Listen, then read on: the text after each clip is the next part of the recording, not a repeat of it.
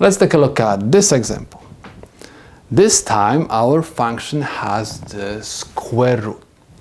In order to solve this problem, we are going to convert the square root to the exponent. And we are going to write that y is equal 8 times x to power 1/2.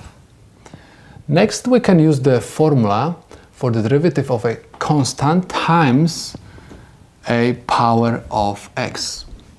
So I'm going to write dy over dx. This is equal derivative, and I have 8x to power 1/2 over dx. This is equal. First, we're supposed to copy down the constant. Okay, so I have 8.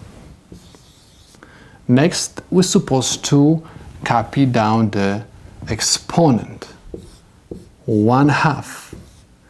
Copy down x, and we have exponent minus 1.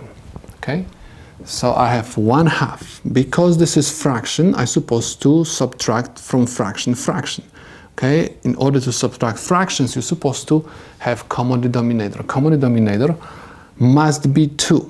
So if I have 2 over here, and I'm supposed to have also 2 in the numerator, because this must be 1. 2 divided by 2 is equal 1. So 1/2 minus 1, this is basically what I want to have.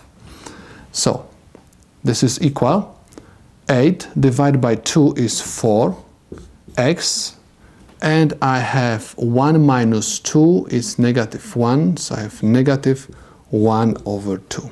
This could be your answer, or you can say this is also 4 over x to power 1/2, or you can say this is 4 over square root of x. Okay, either answer is correct. So we can say that the problem is solved.